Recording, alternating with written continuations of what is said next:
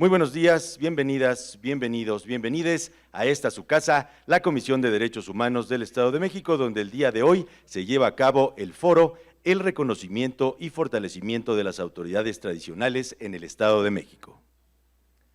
Encabeza este evento nuestro presidente de la Comisión de Derechos Humanos del Estado de México, Víctor Leopoldo Delgado Pérez.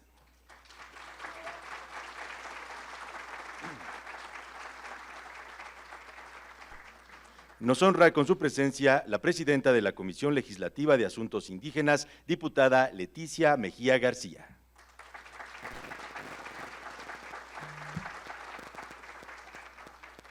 Con mucho gusto recibimos de igual manera a la presidenta municipal de Otzolotepec, maestra Sinaí Lugo Vargas.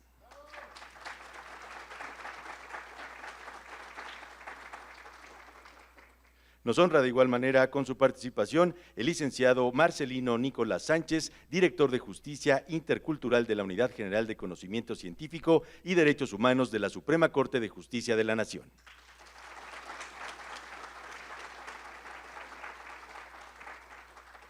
Nos acompaña también Daniel Hernández Díaz, en representación del contador Ferdinand Padilla Vigueras, encargado de la oficina del INPI en el Estado de México. Nuestro consejero de Extensión Indígena del Consejo Consultivo de la CODEM, Ausencio Valencia Largo.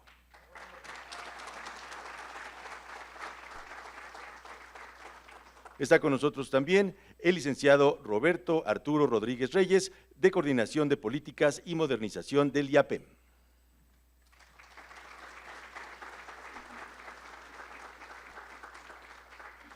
Nuestra secretaria general, doctora Iraíz Brito Mendieta.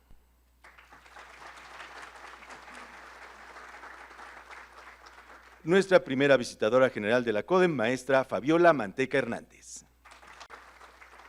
Y el director de Asuntos Indígenas de Tenango del Valle, Miguel Pavón Ávila.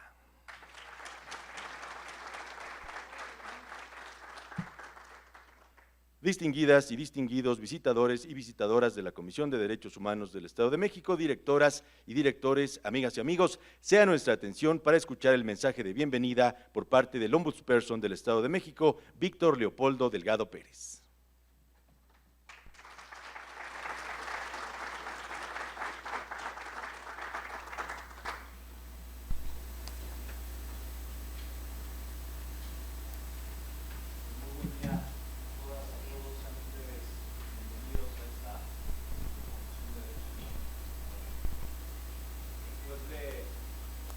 Presenciado esta ceremonia de pueblos originarios, la verdad es que nos sentimos, y sobre todo en lo particular, muy orgullosos de ser parte de esta gran nación, de este México, del Estado de México, porque la verdad es, creo, y creo que todos lo vimos, lo sentimos en este momento, nos da ese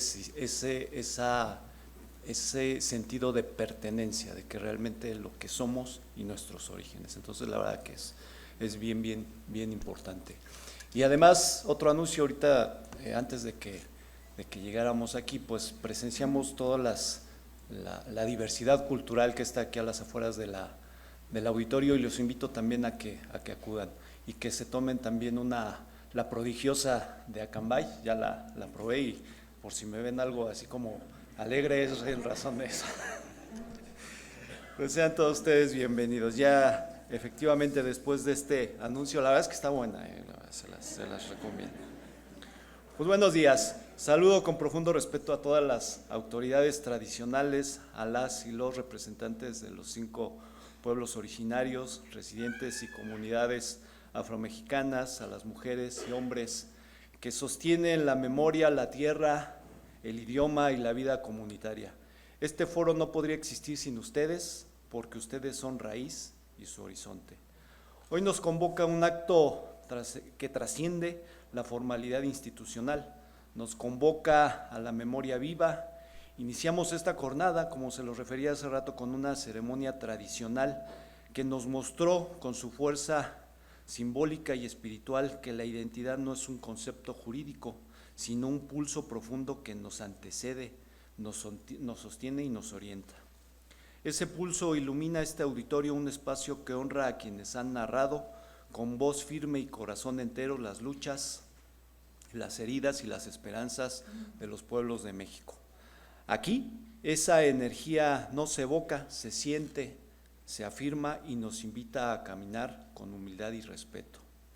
Este foro, pensado para el reconocimiento y el fortalecimiento de las autoridades tradicionales en el marco de la reforma constitucional en materia de derechos indígenas, es mucho más que un encuentro académico e institucional. Representa un avance que abre paso frente a una deuda histórica que durante generaciones ha esperado ser atendida. La reforma de 2024 abrió un camino que México necesitaba recorrer desde hace demasiado tiempo. Un camino que exige reconocer con seriedad y sin simulaciones la dignidad política, cultural, territorial y espiritual de quienes han sido los primeros custodios de nuestra identidad colectiva. La presencia de todos y todos ustedes reafirma una verdad que sostiene este encuentro y que no admite duda, porque los derechos indígenas no son concesiones otorgadas por el Estado, sino derechos originarios que viven en la memoria de los pueblos y en la fuerza de quienes los han defendido durante generaciones. Fortalecer a las autoridades tradicionales significa reconocer que el orden comunitario, la asamblea, el consenso y la palabra poseen una legitimidad propia, una sabiduría que en muchas ocasiones supera a cualquier estructura estatal y que merece ser escuchada, respetada y protegida. En este espíritu, valoro la participación del consejero de extracción indígena del Consejo Consultivo de la Comisión, el maestro Ausencio Valencia Largo. Su voz no solo enuncia motivos, sino que nos comparte una visión nacida de la experiencia viva de los pueblos y de la sabiduría acumulada en sus caminos. Y en esa misma fuerza que se manifiesta en la voz del consejero, esa memoria colectiva que nos enlaza con la raíz profunda de los pueblos originarios, abre el camino para mirar hacia otro acto significativo de esta jornada. Hoy no solo escuchamos la sabiduría que nace de las comunidades, también damos un paso hacia la renovación de nuestra propia identidad institucional. En este ambiente donde el pasado dialoga con el presente y donde la dignidad se convierte en horizonte común, presentamos la nueva imagen de la Comisión de Derechos Humanos del Estado de México, un símbolo que recoge el pulso de nuestra historia, la riqueza cultural del Estado de México y la convicción de que defender los derechos humanos es honrar la vida en todas sus formas. Esta imagen nace del reconocimiento de nuestras raíces, de la memoria ancestral que habita el territorio mexiquense y de la convicción de que la dignidad humana se defiende también desde los símbolos que nos representan. Este imagotipo nace del reconocimiento de que una institución no solo se defiende por sus funciones, sino por la forma en que honra aquello que le da origen. Por eso, al presentar esta nueva imagen, abrazamos una identidad que no se impone desde el diseño, sino que emerge del diálogo con nuestra historia y con la memoria de los pueblos que han construido este territorio. Por eso, este nuevo símbolo no es un ornamento, es una declaración ética, un horizonte gráfico y espiritual que reúne la esencia de lo que somos y lo que aspiramos a ser. Con esta nueva imagen damos un paso decidido hacia el fortalecimiento de nuestra identidad pública y hacia una comunicación más clara, honesta y cercana con la sociedad. Hoy, el imagotipo se convierte en la voz visual de la Comisión, una voz que comunica sin palabras nuestra misión de proteger, promover y garantizar los derechos humanos de todas las personas. Su forma, su color y su estructura hablan de un organismo que honra el legado de los 5 pueblos originarios del Estado, que mira al presente con responsabilidad y que proyecta al futuro con una visión incluyente y humanista. Este símbolo acompañará cada acción, cada resolución y cada servicio que brindemos, recordando que la dignidad humana es un principio que debe guiarlo todo. Aquí quiero hacer una pausa en el discurso oficial y reconocer y agradecer a mis compañeros de comunicación social porque ellos fueron también parte de este trabajo, de este concepto que estamos hoy día presentando, de este logo institucional de la Comisión de Derechos Humanos. También mi reconocimiento para ellos. Agradezco profundamente también la presencia del licenciado Marcelino Nicolás Sánchez y a distancia del maestro Agustín Ávila Méndez, cuyas conferencias magistrales abrirán un horizonte de comprensión más amplio y más lúcido sobre los alcances jurídicos, constitucionales y operativos de esta reforma. Su mirada, formada en el rigor académico y guiada por un compromiso auténtico con los derechos humanos, se convierte en una luz que orienta, un faro que nos impulsa a avanzar hacia la implementación que abrace a todas y todos sin exclusiones y sin dejar nadie atrás. Pero sobre todo hoy, estamos aquí para escuchar con humildad y con el corazón abierto. Estamos aquí para reconocer que el Estado solo alcanza su verdadera grandeza cuando permite que las voces que sostienen la vida comunitaria lo cuestionen, lo orienten y lo nutran. Estamos aquí para comprender que la justicia no nace por decreto, sino que florece cuando se construye desde el respeto, el diálogo honesto y la voluntad de caminar al lado de quienes han custodiado la dignidad de este territorio desde los tiempos ancestrales.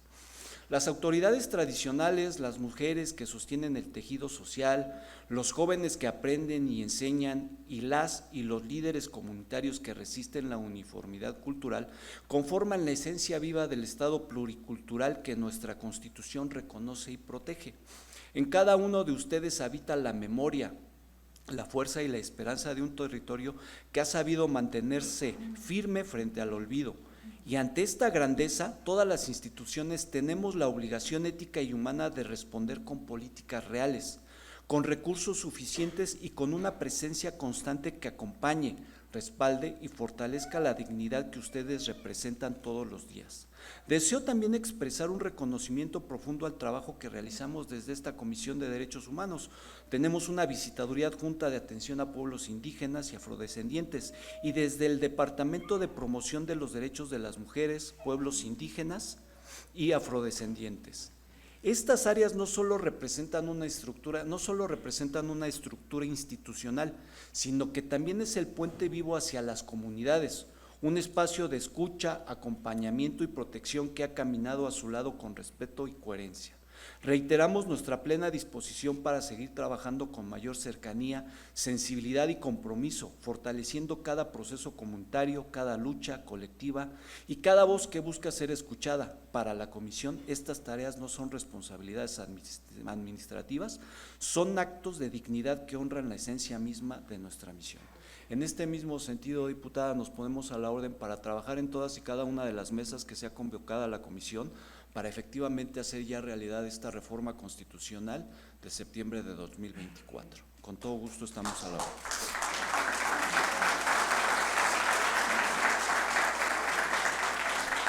La Comisión reafirma hoy un compromiso que no desgasta ni se negocia. Reconocer ya no basta porque los derechos solo cobran vida cuando se acompañan y se sostienen con acciones concretas.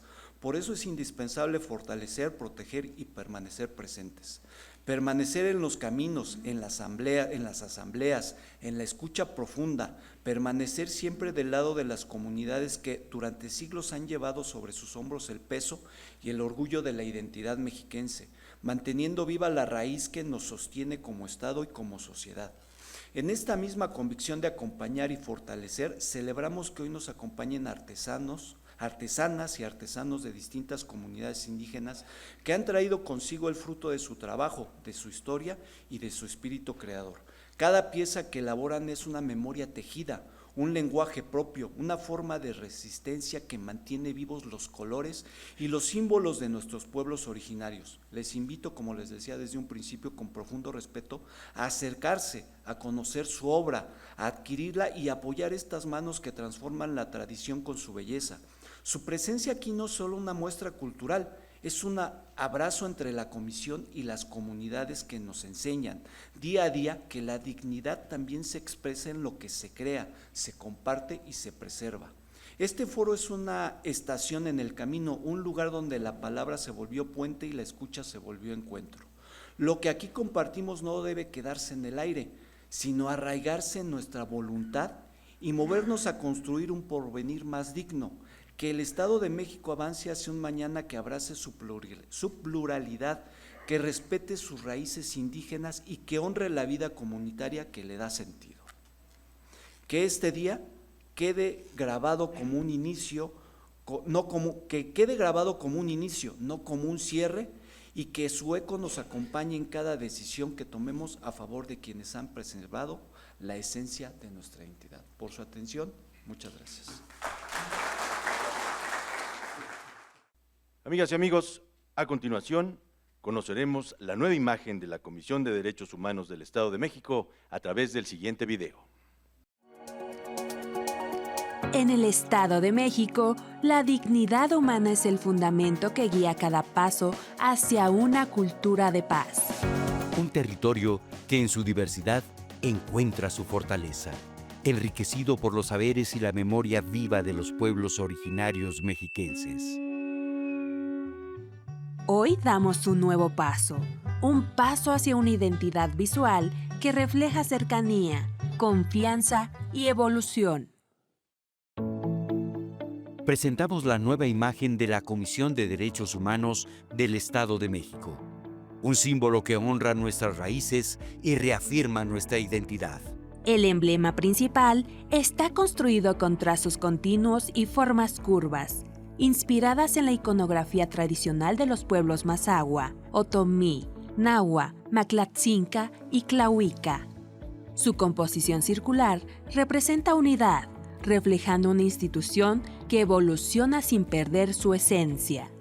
La forma abierta hacia el frente comunica accesibilidad, el reconocimiento del otro en la defensa y respeto de la dignidad humana.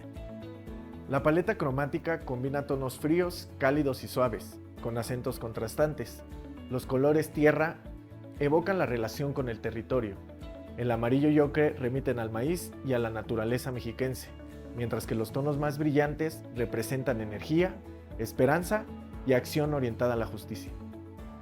La tipografía, moderna y de líneas limpias, asegura legibilidad y sobriedad.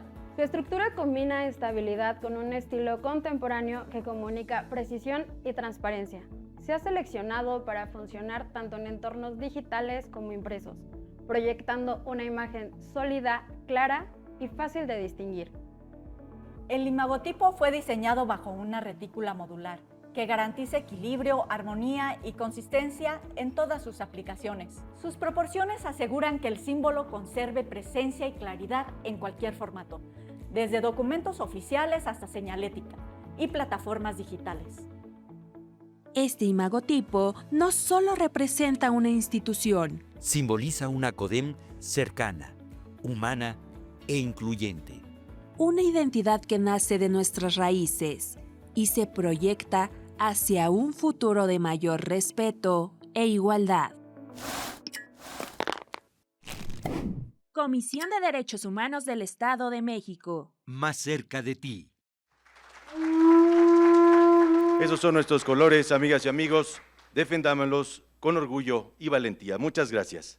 A continuación, la exposición de motivos de esta actividad por parte del consejero de Extracción Indígena del Consejo Consultivo de la CODEM, Ausencio Valencia Largo.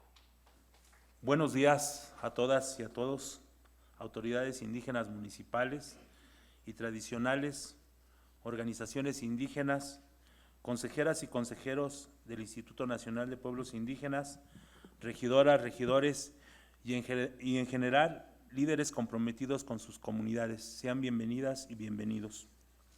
Saludo con mucho respeto a nuestros invitados de las instituciones que hoy nos acompañan, a la diputada Leti Mejía, presidenta de la Comisión Legislativa de Asuntos Indígenas del Congreso Local, con quien hemos insistido en la urgente necesidad de armonizar el marco legal que nos rige en materia de derechos indígenas, al maestro Roberto Arturo Rodríguez Reyes, coordinador de Políticas y Modernización del Instituto de Políticas Públicas del Estado de México y sus municipios, quien actualmente nos apoya en el curso Gobierno y Administración Municipal para fortalecer las capacidades de quienes ocupan espacios en la representación y en la administración pública municipal.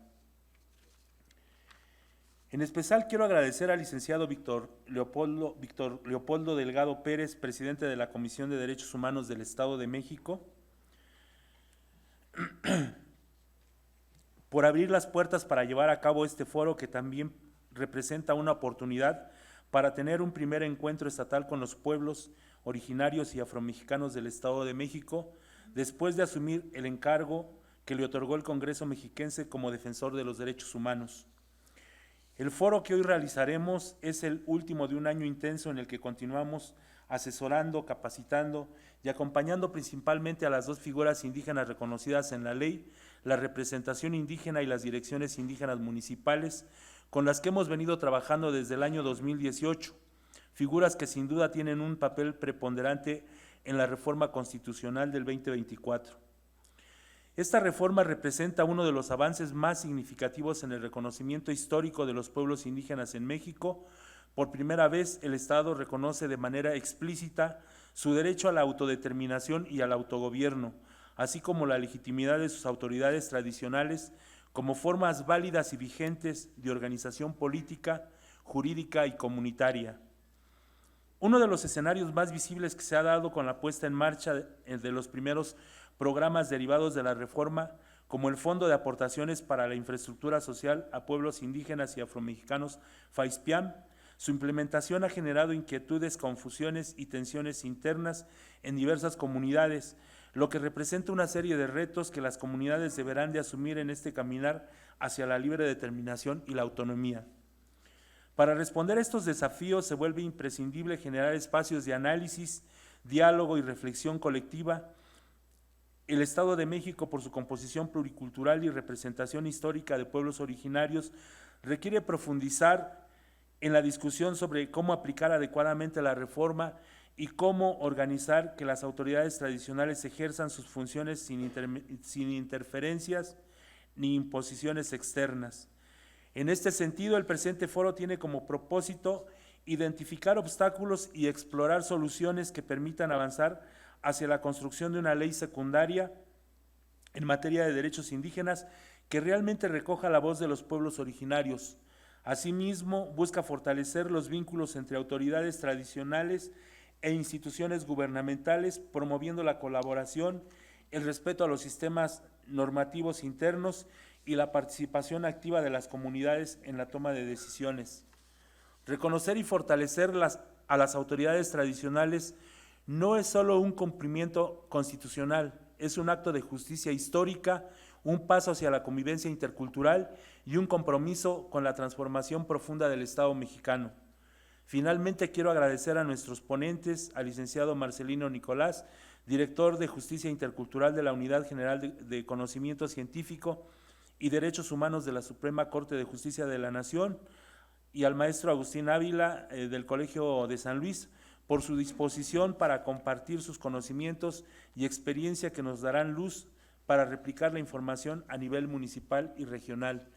Esta última mención tiene que ver justamente con lo que esperamos de este foro y que, hacer énfasis en que es más un foro de tipo informativo que nos sirva para poder llevar el análisis, la discusión hacia los municipios y hacia las regiones.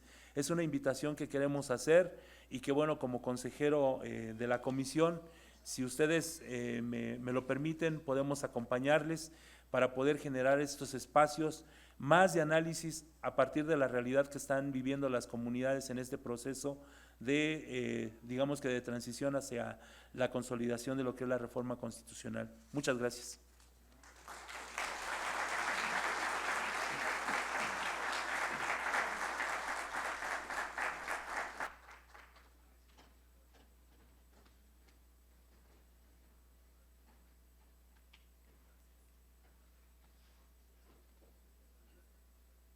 Muchas gracias, consejero.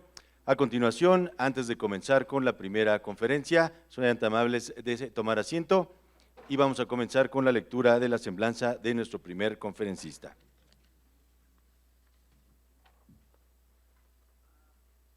Marcelino Nicolás Sánchez, originario de Santiago Yoshondúa, Oaxaca, pertenece al pueblo mixteco.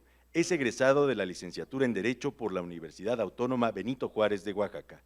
Ha desempeñado funciones en instituciones como Infonavit, en la 55 legislatura del Estado de Oaxaca y como delegado regional de la Comisión Nacional para el Desarrollo Social y Justicia Integral de los Pueblos Indígenas entre 1995 y 1998.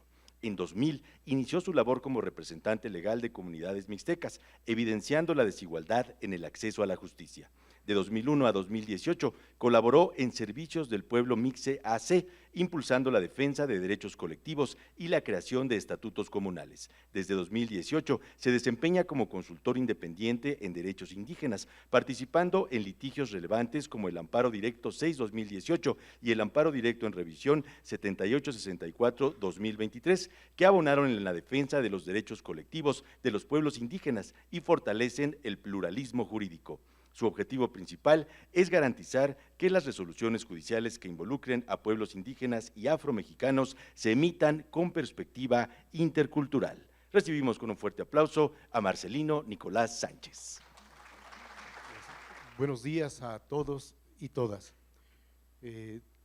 Reciban un saludo fraterno del presidente de la Suprema Corte de Justicia de la Nación, el ministro Hugo Aguilar Ortiz, quien me pidió que les dijera que tan luego hay un espacio, porque ahorita la gente está ocupada, él hará una visita, porque él tiene en su corazón a nuestros hermanos de los 5 pueblos del Estado de México.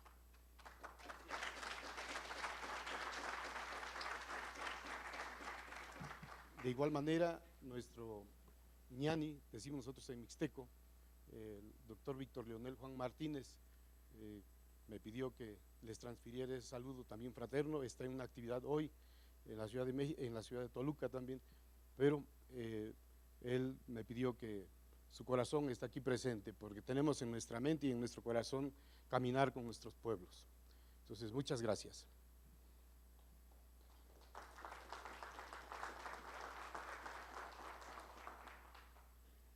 Saludo con mucho respeto al presidente de la Comisión de Derechos Humanos del Estado de México, gracias por la invitación, a la diputada que es presidenta de la Comisión de Asuntos Indígenas del Congreso del Estado, a nuestro amigo el consejero Ausencio y a todas las personalidades que nos acompañan hoy en este foro.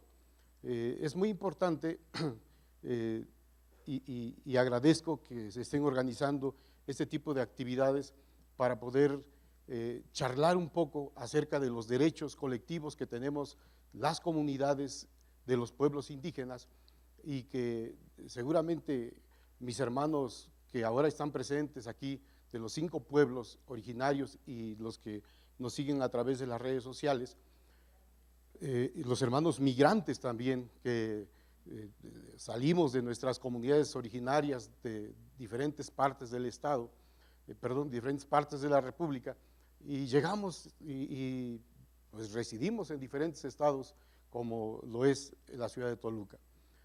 Yo quiero ser breve, me dicen que tenemos 25 minutos, voy a hacer un repaso muy rápido acerca de los derechos colectivos.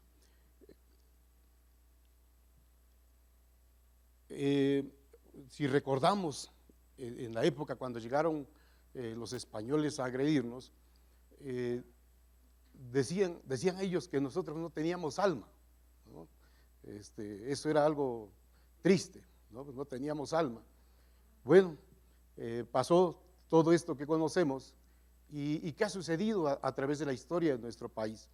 Bueno, vino el México independiente, vino el México después de la Revolución, pero la pregunta es, ¿y nosotros como población originaria, como población nativa, cuál fue nuestro papel en el país? Figuramos en las constituciones que ha tenido nuestro país, la última, la de 1917, nuestros derechos ahí están o ahí estaban, ¿desde cuándo? Y bueno, la respuesta es que también permanecimos invisibilizados, ¿sí?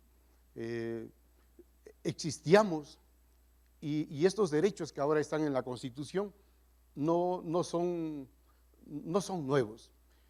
Tampoco es un regalo que el Estado mexicano haya dicho, no, pues ahora vamos a reconocerle sus derechos a los pueblos originarios de México. No, sino ha sido una lucha fuerte de los pueblos a través de sus valiosas mujeres y de sus valientes hombres también, para exigir que esos derechos que ya nosotros en nuestras comunidades ya los vivíamos. ¿Desde cuándo? Pues desde nuestros viejos que poblaron estas tierras y que ahora sus restos posan en los panteones. ¿Y cómo es la vida en la comunidad? Yo quiero decir lo siguiente que nos hace diferentes al resto de la población que quizás no es indígena. Las comunidades indígenas tenemos cuatro elementos importantes que aparecen en nuestra organización comunitaria. ¿Cuáles son esos 4 elementos? Tenemos los servicios comunitarios. No sé si acá en las comunidades indígenas del Estado de México encontramos, por ejemplo, los servicios que empiezan desde, hay que prestar el servicio de topil, de policía, de mandadero, ¿sí? Y poco a poco va uno escalando. Llegas a ser miembro de un comité, secretario de algún comité, secretario municipal, parte del comisariado de bienes comunales o parte del ayuntamiento, y así hasta llegar a tener la mayor responsabilidad. Y en muchos de esos casos, los cargos o servicios comunitarios son gratuitos. O aquí mis hermanos que prestan servicios en sus comunidades, ¿les pagan? No, no les pagan.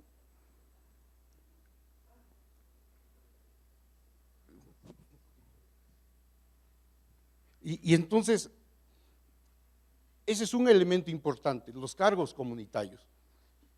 El otro elemento importante, ¿cuál es? Disculpen, estoy saliendo de una tos y…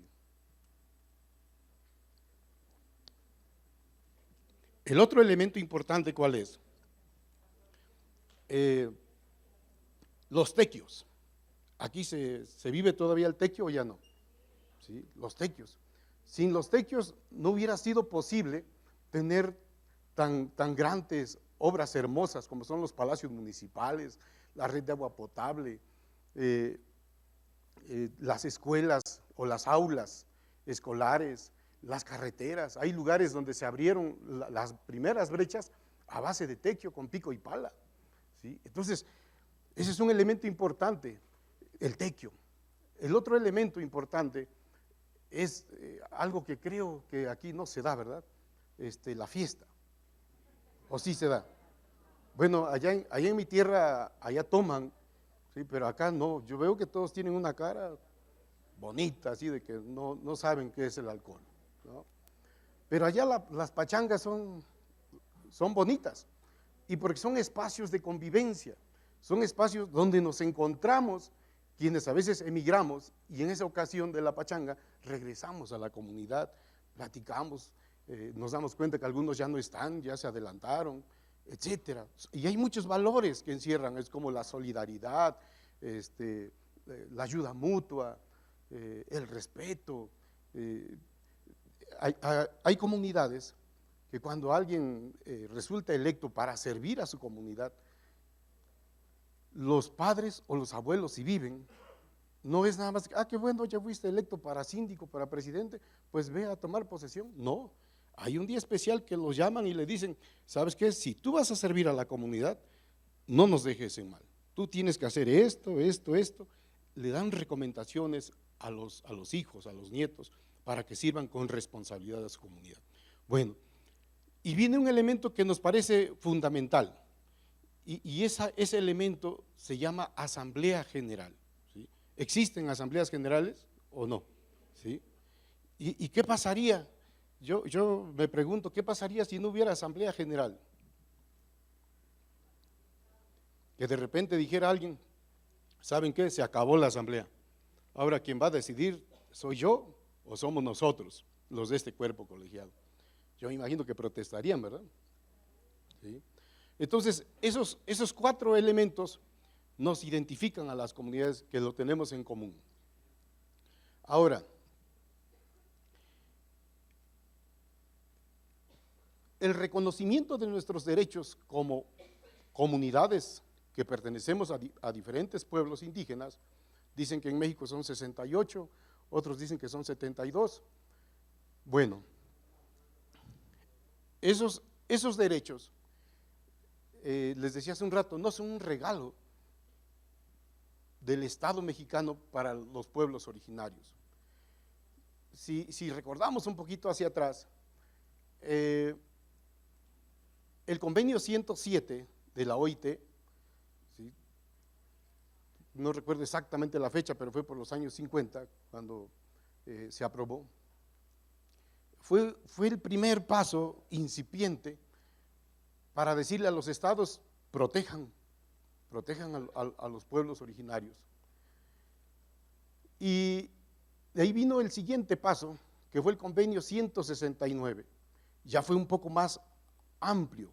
Y ya en el convenio 169 aparecen derechos que tenemos las comunidades indígenas. Y después del convenio 169 encontramos en la Declaración de las Naciones Unidas sobre Derechos de los Pueblos Indígenas, que se aprobó en el 2007. Y en esta declaración también hacen ya precisiones, mencionan los derechos que tenemos como población indígena. Disculpen, porque cuando me pongo a hablar se me olvida que tengo que mover el dedo, ¿no? Y bueno, es interesante porque cuando el convenio lo ratifica México, se vuelve obligatorio para el Estado mexicano. Las autoridades deberían de observarlo. Sin embargo, ¿qué sucedía en la vida práctica? Cuando había esa necesidad de ir ante una autoridad judicial a decirle, por ejemplo, no sanciones a la gente o no sanciones al presidente, al síndico, al alcalde, porque él cumplió con un deber comunitario. ¿Sí? Yo sé que aquí en el Estado de México tienen otros nombres, y ahorita me van a ayudar, las autoridades de las comunidades también tienen otros nombres. Yo hablo y digo agente porque allá es agente, en otros lugares le dicen delegados, en otros lugares como en el Estado de Morelos le dicen ayudantes, ¿no? Pues tienen diferentes nombres. Y cuando esas autoridades de las comunidades resuelven un conflicto o resolvían un conflicto y una de las partes estaba inconforme, demandaba a la autoridad o denunciaba a la autoridad, ¿sí?, ante la gente del Ministerio Público. ¿Y qué sucedía? Pues al año siguiente de terminar su encargo, iba a la cárcel, ¿sí? Y cuando íbamos y le decíamos a la gente del Ministerio Público o al juez, absuelva o deje en libertad a este servidor comunitario, porque él solamente cumplió con su deber. ¿Y qué nos decía esa autoridad? Bueno, sí es cierto lo que dice, ahí está en el convenio 169, pero eso a mí no me obliga, ¿sí? Aquí para mí lo que vale es la Constitución Federal, la Constitución del Estado, el Código Penal, el Código Civil, etcétera. Tenemos mucha legislación o muchas leyes en México.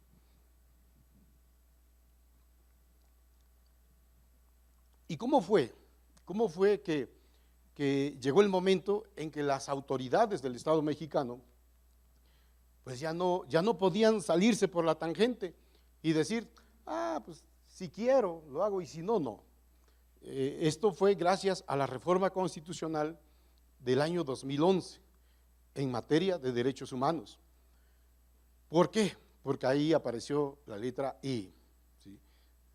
Y hasta la fecha dice que los derechos humanos deberán interpretarse conforme a la Constitución y, dice, los tratados internacionales.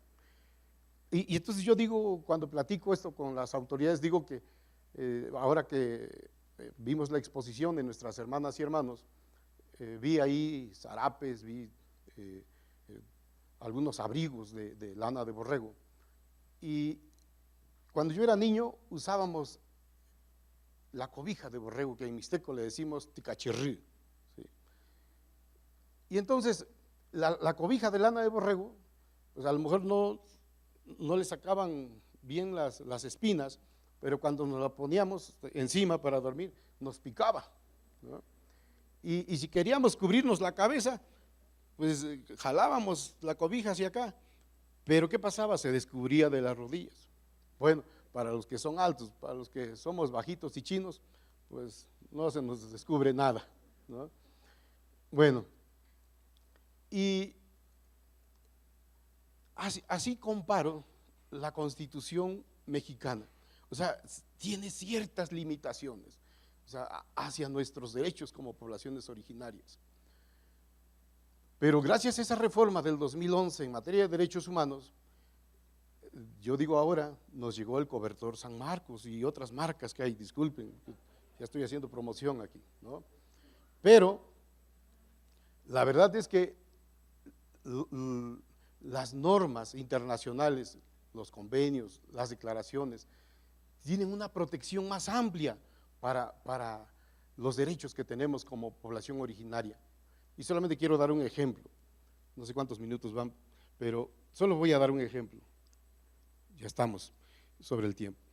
El convenio 169 dice que los pueblos originarios son propietarios y disfrutan de sus tierras, pero no dice nada más de las tierras, dice del total del hábitat. ¿Y cómo se interpreta el total del hábitat? Y ahí es donde hay muchos problemas ahorita en nuestros pueblos, porque el total del hábitat es el espacio aéreo, el suelo y el subsuelo, ¿sí? Sin embargo, nuestra Constitución dice que nada más nuestras tierras, y por ahí si tienen una carpeta básica, lean su resolución y así dice, ¿no? Y todavía acotado, porque si alguien hace uso del agua, de los materiales pétreos, llegan a ver tu permiso. ¿De qué no dice que es mío? Se reconoce y titula. Entonces, son pequeños ejemplos que puedo poner. Y tenemos también algo que yo digo todavía está tibio, así como este pan, ¿no? Creo que lo hicieron hoy en la mañana, ¿sí? Está tibio, que es la Declaración Americana sobre Derechos de los Pueblos Indígenas. Y esta Declaración Americana es más precisa, incluso para el tema, solamente como ejemplo, de la jurisdicción indígena, le dedica todo un artículo, que es el artículo 22. Y bueno,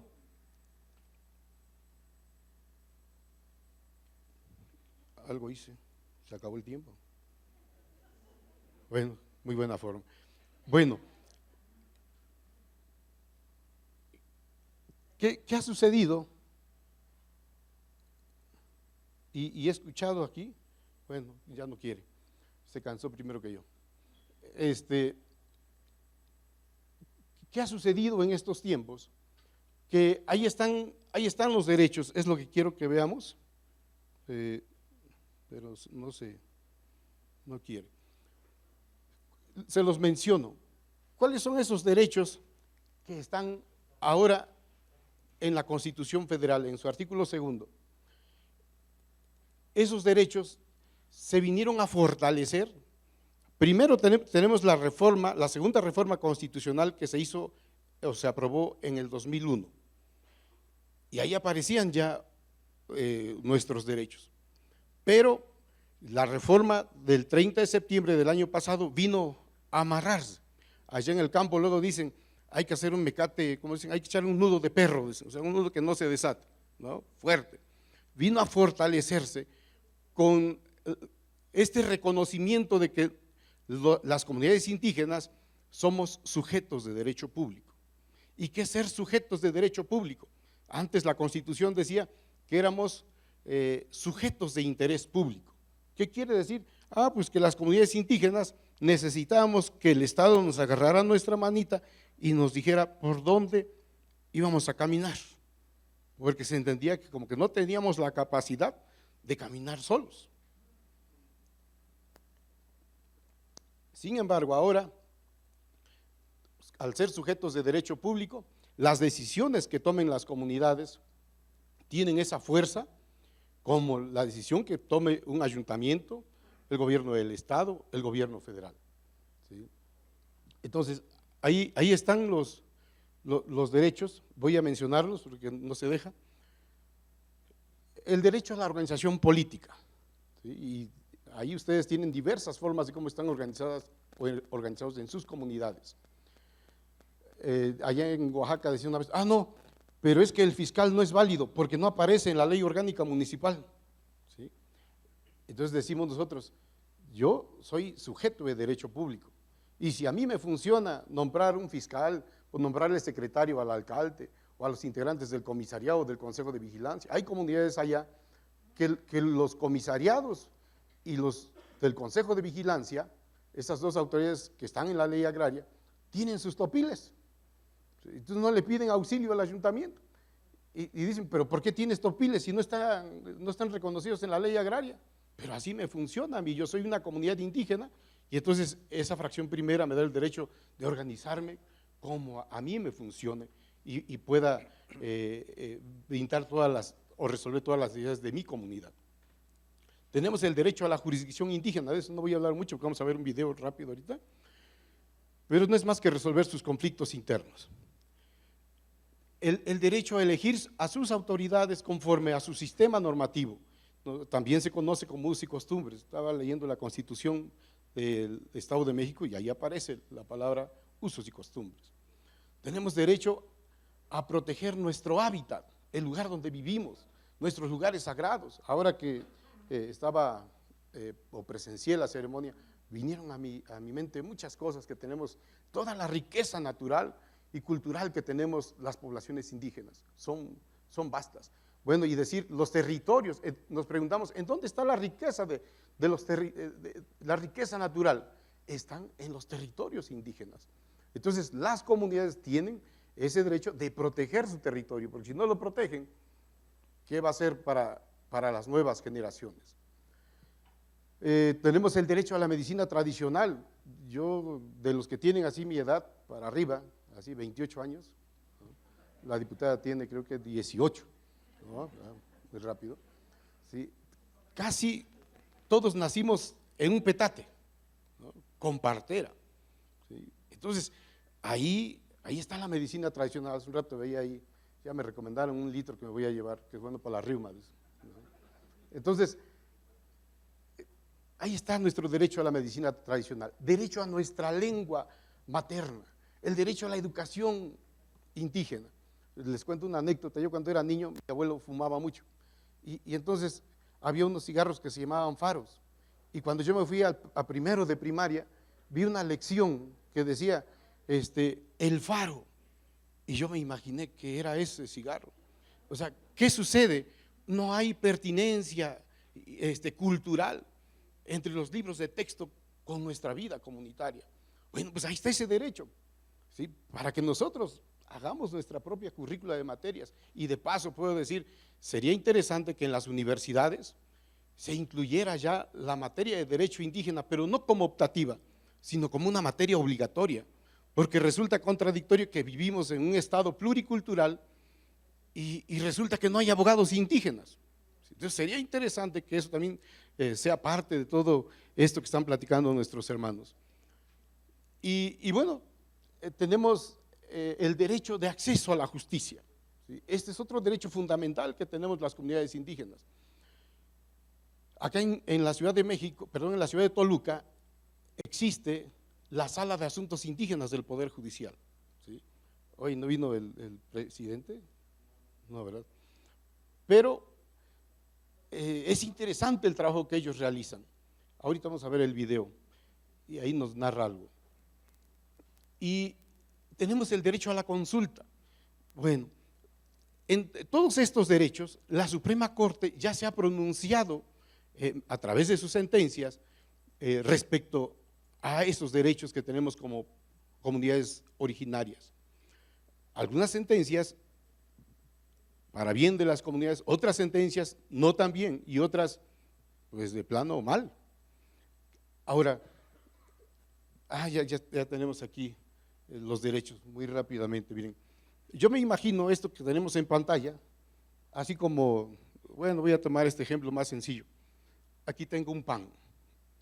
Estos son los derechos indígenas, ¿sí? ¿Y qué tengo que hacer para que este conjunto de derechos indígenas lleguen a mi vida o a mi comunidad originaria. ¿Qué tengo que hacer? Darle una mordida y con un buen café, ¿no? ¿Y qué va a pasar? Yo voy a decir, no, este pan está muy bueno, pero si no lo muerdo, si no lo pruebo, nunca voy a darme cuenta si este pan realmente me gusta o no. Eso es lo que tenemos que hacer las comunidades indígenas. Ahí están nuestros derechos. ¿Qué tenemos que hacer? Ir, tomarlos, apropiárnoslo, ejercerlos. Si alguna autoridad, digo, suena feo, ¿no? Pero si alguna autoridad del Estado nos dijera, no, tú no tienes derecho a resolver tus conflictos internos, ejemplo, ¿no? Entonces, ¿qué tenemos que hacer? Pues ir a pelear, hay que accionar ante los tribunales, y ese es un reto. Los tribunales tienen que ir entendiendo esto de la perspectiva intercultural y deben tenerlo presente en su chip en el momento cuando tienen un expediente en sus manos que involucran derechos colectivos o individuales de las comunidades indígenas. Para que la forma de hacer justicia realmente se palpe, se siente y se acorde a nuestra cosmovisión. Y bueno, la Constitución Federal ahora con la reforma dice que las personas resolutoras, para que conozcan cómo piensa, cómo vive, por qué vive así, por qué come así una comunidad indígena, por qué atiende así sus asuntos, debe de allegarse de esos datos a través de peritajes. Dice peritajes antropológicos, pluralismo jurídico, entre otros. De manera rápida eso puedo comentarles. En otros momentos, y como dicen que van a hacer foros, sería interesante que todos esos derechos que están ahí los desmenucemos como cuando hacen la tinga, ¿sí? Y que podamos entender a detalle cuáles son esos derechos y cómo podemos invocarlos para la defensa de nuestras comunidades. Rápidamente también les digo, las comunidades tienen manera de defender su territorio a través de estatutos comunales, ¿sí? Pero no así como nos lo manda la Procuraduría Agraria, ¿sí? Sino estatutos comunales no en formato, sino que sean ustedes a través de sus talleres, de sus asambleas, quienes plasmen esos estatutos cómo quieren que se rija su comunidad, cómo quieren defender su territorio. Entonces, disculpen, ya me pasé, ya no va a dar tiempo de ver el video. ¿O me permiten ver el video? ¿Permiten? Sí, no tarda mucho. Adelante, por favor. Pues no me resta más que agradecerles. Y platicaba con la presidenta de Asuntos Indígenas de la Cámara, que vamos a ver cómo amarramos muchas actividades, igual que con el presidente de la Comisión de Derechos Humanos. Yo creo que la tarea es de todos, la tarea es de equipo, ¿sí? No es de uno, de dos, de tres. Y lo que no hagamos nosotros como población originaria, nadie lo va a hacer. Gracias. Muchas gracias. Le suplicamos, licenciado Marcelino, permanecer en el escenario y le pedimos muy atentamente a nuestro presidente, a la diputada Leticia Mejía y a nuestro consejero de extracción indígena, don Ausencio Valencia, sean tan amables de subir para hacer entrega del reconocimiento. Recordarles que después de la siguiente conferencia habrá una breve sesión de preguntas y respuestas y les van a pasar también unas tarjetas para quien guste poner sus datos y su pregunta, un correo o algún contacto para que se las puedan responder, las que no puedan ser pues dialogadas en este recinto. Muchas gracias. Recibe este reconocimiento el licenciado Marcelino Nicolás Sánchez por su brillante disertación en la Conferencia Magistral Marco Legal y Constitucional de la Reforma en Derechos Indígenas 2024 y su implementación. A continuación, amigas y amigos, nos vamos a enlazar a través de internet para ver la siguiente conferencia que se realizará de manera virtual. Antes me permitiré presentar a nuestro siguiente conferencista con mucho gusto. Agustín Ávila Méndez. El antropólogo Ávila es profesor investigador en el Colegio de San Luis y ha sido asesor en asuntos indígenas ante la Organización de las Naciones Unidas en Ginebra. Ha liderado la reforma constitucional en materia indígena en San Luis Potosí, considerada la más avanzada en México para garantizar derechos indígenas. En 2010 concluyó el primer padrón estatal de comunidades indígenas, basado en consulta participativa replicado en otras entidades. En 2019 fue designado por el INPI como experto para la reforma constitucional sobre derechos de pueblos indígenas y afromexicanos. Entre 2020 y 2021 elaboró un diagnóstico sobre autoridades indígenas para el CEPAC, publicado en 2021. Ha ocupado cargos en el Instituto Nacional Indigenista, presidió el Colegio de Etnólogos y Antropólogos Sociales de México y en 2006 ganó el primer lugar del certamen José Antonio Villaseñor y Sánchez en Ciencias Sociales y Desarrollo Humano. Queda en el uso de la palabra Agustín Ávila Méndez. Adelante, maestro. Gracias. Buenas tardes a todos. Les quiero decir que me complace acompañarlos y la idea es ofrecer algunos referentes de lo que es mi experiencia, digamos, lograda en términos de alcanzar la aplicabilidad de la ley, porque, bueno, la ley puede decir muchas cosas. La pregunta es, ¿qué es lo que se aplica? ¿Qué es lo que realmente funciona? Y por ahí es que ofreceré algunas referencias que espero sean de utilidad para todos. Oye, para no repetirme con algunos elementos que se han ofrecido en la ponencia anterior, vamos a la siguiente, por favor, y yo les diré el número de cartulina en la que lo digo. Premisas, la siguiente. Exactamente. Miren, las premisas principales, es decir, las propuestas que creo que pueden alcanzar una conclusión, son las siguientes. En la fundación del México Independiente, los indígenas fueron excluidos, y una exclusión que se volvió acumulativa y por tanto estructural y en buen grado explica la pobreza que caracteriza zonas indígenas de nuestro país. También creo, como espero ofrecer una referencia clara, que la coexistencia entre ciudadanía ordinaria e indígena son una salida viable para fortalecer la aplicabilidad de los derechos indígenas. Y hay que reconocer que entre la ley y la costumbre hay una constancia de, digamos, confrontación, lucha. En nuestro país, pues justamente hace 200 años que a las comunidades indígenas se les quitó la personalidad jurídica y el reconocimiento legal. Por tanto, que legalmente no existen, no han existido. No es sino hasta los últimos años que ha habido formas de reconocimiento estatales específicas, pero digamos que 200 años sin reconocimiento. Entonces uno se pregunta, bueno, no van a estar reconocidas, pero ahí siguen. ¿Y por qué siguen? ¿Por qué están ahí? Entonces, diríamos de manera muy simple, porque son una fuerza real. Ahí donde no son una fuerza real, ya no están. Por otro lado, quiero una premisa fundamental de esta exposición es que me parece que sin acceso indígena al poder político no hay ejercicio de derechos políticos y cambio previsible. Y también creo que me parece encontrar que entre más se acercan las discusiones legales a las prácticas sociales y políticas indígenas, su aplicabilidad y eficiencia es mayor. La jurisdicción es un tema ineludible en esta materia.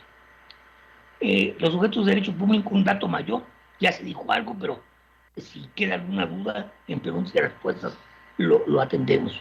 Me parece que también en su planteamiento es del todo justificable la preocupación por el manejo del fondo de aportaciones para la infraestructura social a pueblos indígenas y afromexicanos. Pues como decía, el diablo está en los detalles.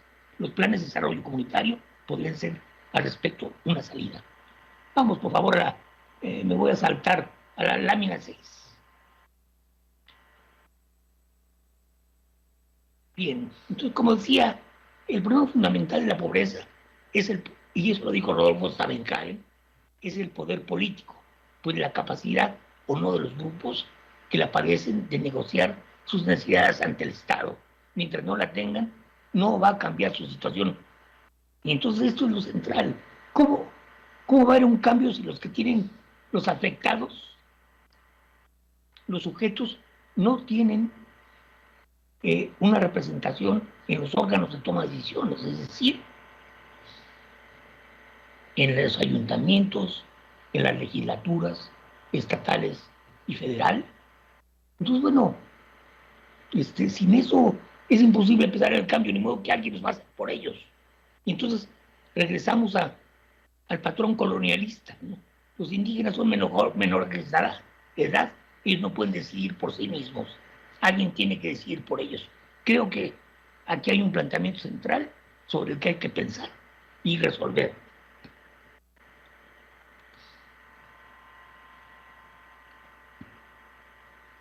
Nos vamos a la lámina 11, por favor.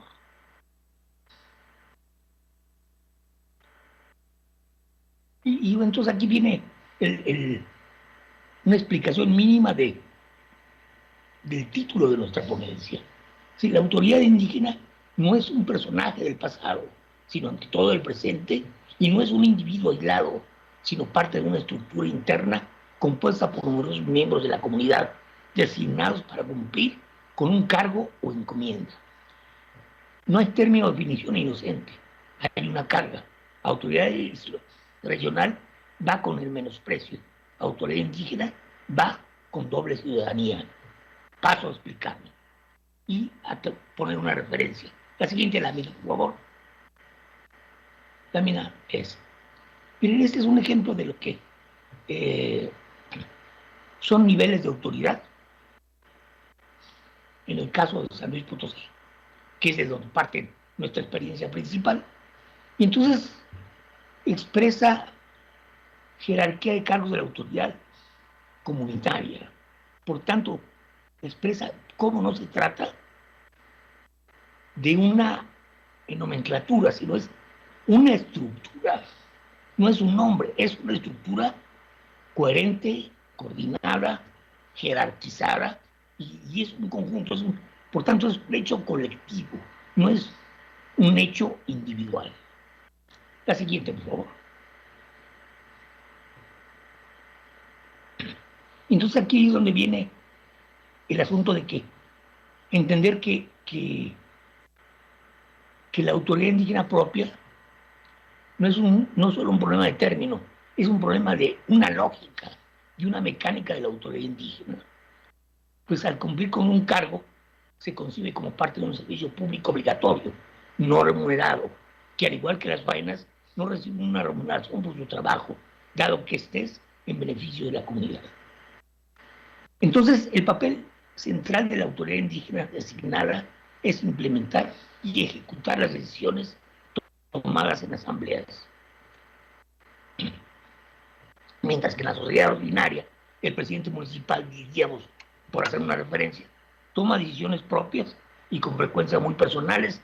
Por eso han surgido, como se llaman, numerosos municipios suburbanos. Ya saben por qué, ¿verdad? Porque la mayor parte del presupuesto se lo gastan en comprar suburbans. Entonces, aquí lo central es que si entendemos esta idea, tenemos que entender que la participación de la autoridad propia tiene que darse en términos de su lógica y de su mecánica. Pues todas las autoridades se encuentran sujetas a una rigurosa vigilancia. Siguiente, por favor.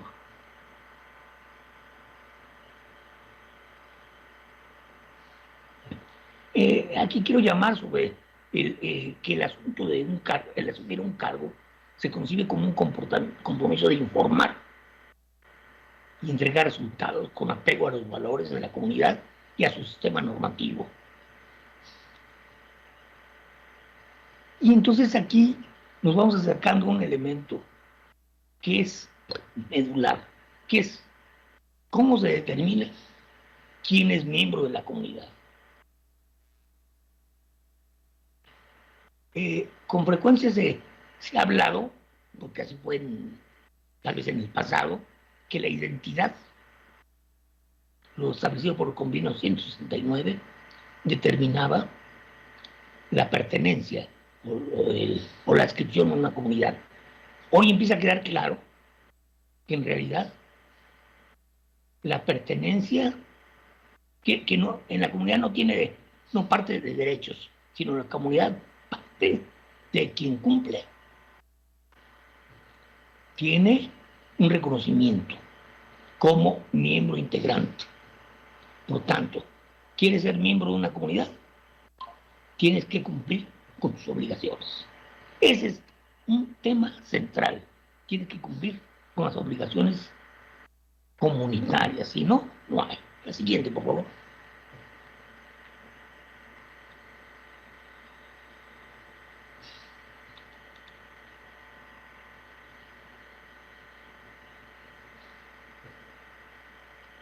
Nos vamos a la siguiente. Y aquí hay un tema que es medular. O sea, creo que es a través de la jurisdicción indígena, y esa podría ser una tarea estatal, donde se pueden ir definiendo tareas, mecanismos, relaciones, competencias, atribuciones y ámbitos territoriales de competencia, porque sin eso la ley se queda en unas abstracciones en general, tiene que aterrizar en jurisdicción específica, y eso es algo en lo que ustedes podrían avanzar. La siguiente, por favor, a la 18. Bueno, a ver, nos regresamos a la 17 un momento. Miren, esos son los elementos jurídicos, los elementos constitutivos de la jurisdicción indígena, en el caso de la Constitución potosina. Entonces, creo que marcan muy bien los ámbitos de competencia. También, por tanto, de la autoridad indígena propia. Y no son cosas menores. Tiene que ver con la autogobernabilidad, con la resolución de conflictos, con la defensa de su territorio y de asentamientos, con sus formas de representación y con sus órganos de autoridad. Todo lo cual quiere decir que existe un sistema normativo. La siguiente, por favor. Y otra vez, sí, nosotros aquí en San Luis también hay delegado municipal, pero hay juez auxiliar. Aquí, en este cuadro, tratamos de distinguir las funciones principales de uno y otro. En ese sentido, parecería que la justicia aplicada por los jueces auxiliares, sobre todo al interior, y que el delegado cumple funciones de contacto con el exterior, con el municipio y otras instancias. La siguiente, por favor. Y miren aquí, a propósito de jurisdicción, voy a pasar muy rápidamente este cuadro porque es realmente significativo. Tenemos una referencia a la justicia indígena en 6 entidades. Decimos, ¿quién designa? Entonces el Poder Judicial. ¿Quién designa en San Luis Potosí? La Asamblea General de la Comunidad. Nombre del cargo, bueno, ahí varía, pero la jurisdicción. Entonces, en casi todas las San Luis Potosí, dice jurisdicción solo para indígenas. Y en San Luis Potosí dice todo miembro de la comunidad. ¿Y qué quiere decir esto? Quiere decir que hay un problema de aplicación, porque, miren, la verdad que eso de que todos son inocentes habría que repensarlo. Si me conviene soy indígena, si no, no. Y entonces, para evitar eso, en el caso de San Luis se estableció que todos los que viven en la comunidad son parte y están obligados a funcionar con los términos propios de su sistema normativo. Porque si no, entonces sería un relajo, sería inaplicable. ¿Qué es lo que pasa en muchos estados? No aplica esa ley de justicia indígena porque cuando no les conviene dicen, no, yo no. Entonces, bueno, es un tema importante que habría que trabajar mucho, por favor. Es solo una referencia. Comento la siguiente, por favor. Comento muy brevemente que se publicó el periódico oficial El Padrón de Comunidades Indígenas, y eso implicó el reconocimiento de 389 comunidades. Y pasamos a la siguiente. Y bueno, eso dio lugar a algo que no es sencillo: cambio en las reglas de operación de la Secretaría de Hacienda. Antes solo se reconocía como comunidad indígena a aquellas poblaciones con más del 40% de sus habitantes que se identificaran con parte de la población indígena. Y a partir de la publicación del padrón, se estableció que serán reconocidas de la condición de la entidad federativa a que pertenezcan, las acredita y las reconozca como indígenas. Es decir, aquí en este caso por lo menos hay una función para el gobierno del Estado, importante porque permite precisar y jugar en el buen sentido con esta definición. Pasamos a la siguiente, por favor. Ciudadanía comparada, la siguiente. Aquí yo creo que hay una posibilidad, una alternativa interesante para hacer compatibles, para hacer efectivos los derechos. A la siguiente, por favor.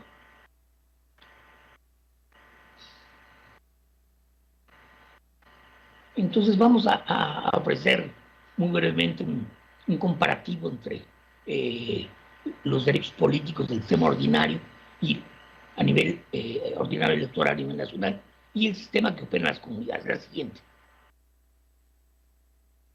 Aquí está. Bien, miren, a nivel de la ciudadanía ordinaria, ¿qué es los requisitos para contar con la ciudadanía ordinaria y poder votar y ser votado?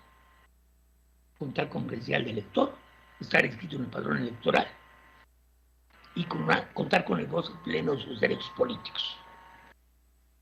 Y en términos de la ciudadanía indígena, ¿cuáles son los requisitos para ser considerado integrante de la comunidad, miembro de la comunidad? Y aquí la cosa cambia. Se ser reconocido como miembro de la comunidad, haber cumplido con las faenas y cooperaciones, haber cumplido correctamente con los cargos de autoridad y con las comisiones, ser mayor de edad o estar casado. Bueno, aquí esto nos plantea dos modos muy distintos, pero lo importante a lo que quiero llegar es que a mí me parece que nos remite a dos formas de ciudadanía, porque en el fondo la población indígena vive las dos formas de ciudadanía. Por tanto, ¿cuál es el problema en que asumas las dos formas? Que en el ámbito ordinario tenga derecho a participar como cualquier ciudadano en procesos electorales, pero que en el ámbito local puede estar regulado por la ciudadanía indígena. Entonces, bueno, yo creo que ahí hay una salida para explorar que realmente permitiría recuperar funciones concretas.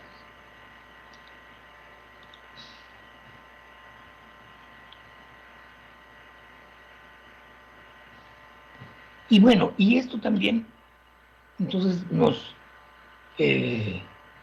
relaciona con lámina 30, por favor.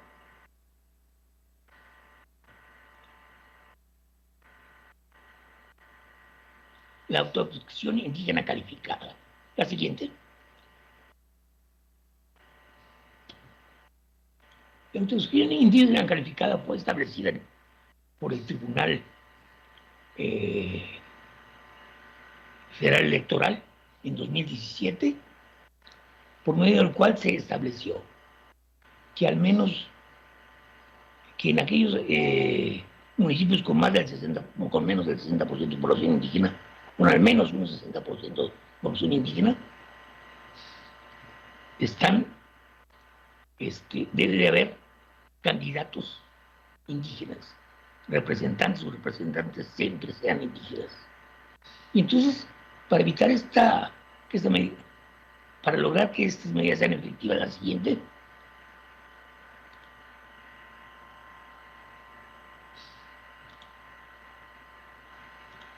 estableció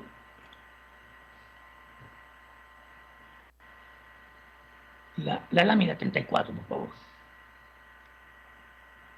Requisitos. Y con ello estableció que tiene que haber, que no basta con la autoadscripción simple, tiene que haber una adscripción indígena calificada, es decir, que puede verificarse, que requiere una serie de componentes y es muy claro. En ese sentido me parece que hay un gran avance en esta formulación del Tribunal Electoral y que se suma a lo que decíamos al principio. Si las comunidades no tienen acceso al poder, a tener a sus representantes en su lógica, desde su lógica, entonces no va a funcionar, va a seguir siendo el colonialismo. Ya para cerrar me voy a ir a la lámina 44. Y me voy a la lámina 44 porque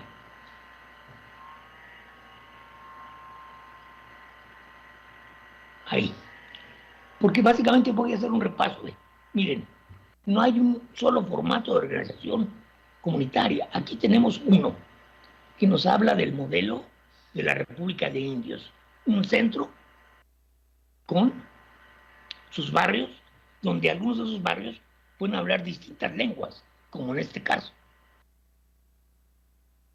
En amarillo se marca Tenec, Pame y Español, en azul Español y Tenec, y en rojo Tenec y Español. Bueno, esta es una sola comunidad. Pero hay otro modelo, el siguiente, por favor. El siguiente. Es un modelo interesante porque es una sola comunidad, pero está dividida en secciones. Cada sección tiene sus barrios, entonces no hay un centro. Funciona de manera descentralizada. Bueno, y ese es entonces un segundo modelo. Un tercer modelo, por favor, la siguiente. Es un modelo muy complejo porque aquí en San Luis les ha costado mucho trabajo. Esta es una sola comunidad. La Palma, de habla Pame, que está dividida en 2 municipios. Es una comunidad que tiene como 60 anexos. O sea, no es cualquier comunidad. Entonces, bueno, eso. Otro modelo. Siguiente, por favor. Ese es otro modelo semejante.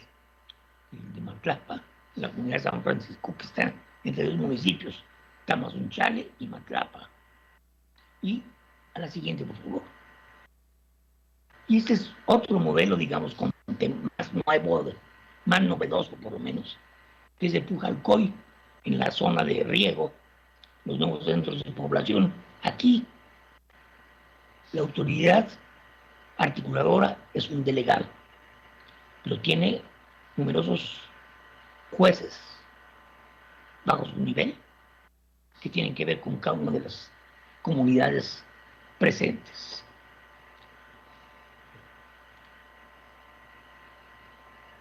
Así que bueno, creo que ya el tiempo se fue.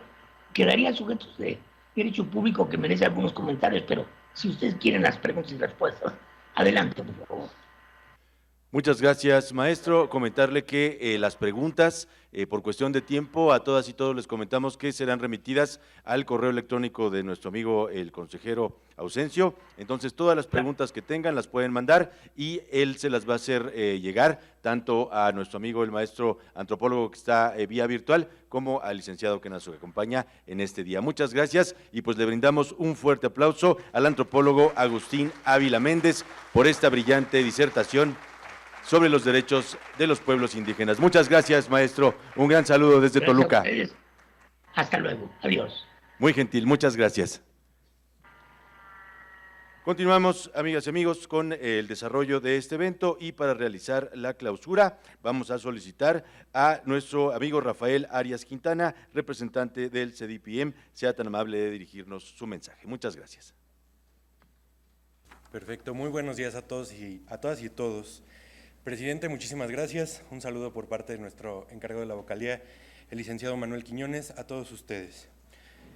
Agradezco profundamente la oportunidad de compartir en este espacio con autoridades comunitarias.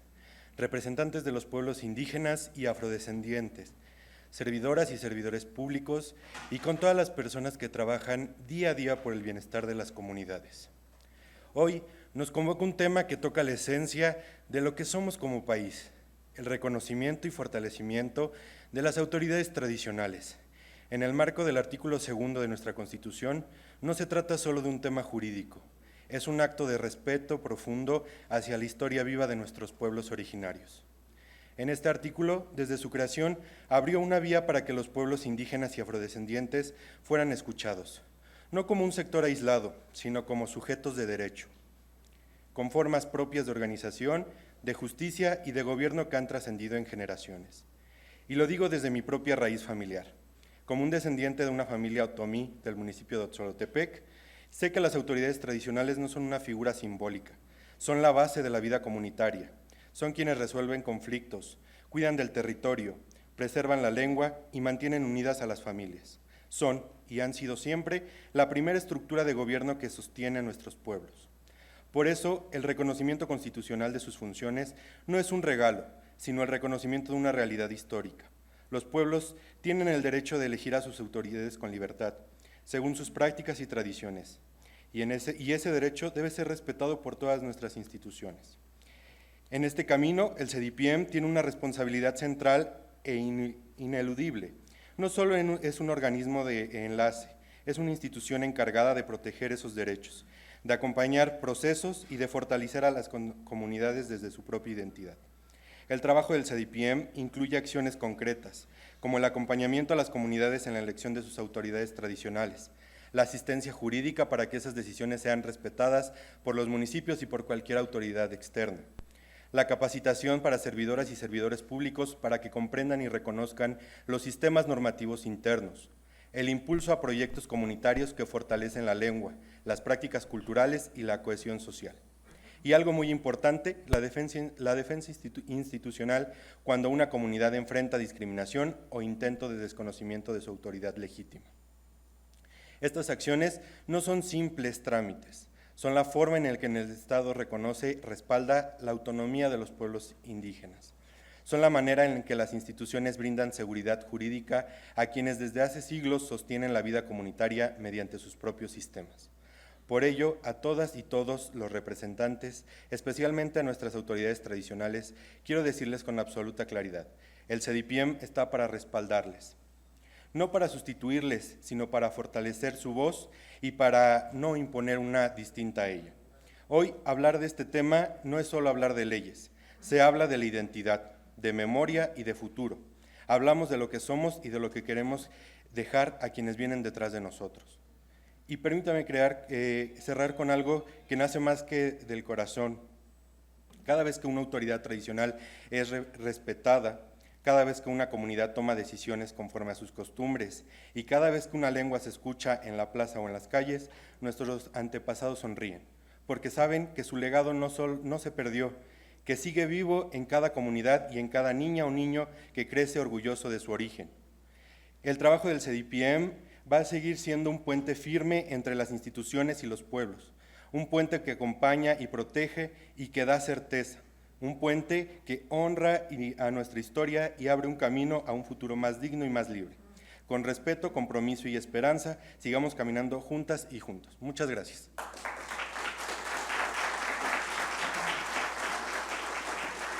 Muchísimas gracias a todas, todos y todes por su presencia. Es así como llegamos al final de esta actividad. Se quedan en su casa la Comisión de Derechos Humanos del Estado de México. Que tengan una excelente tarde.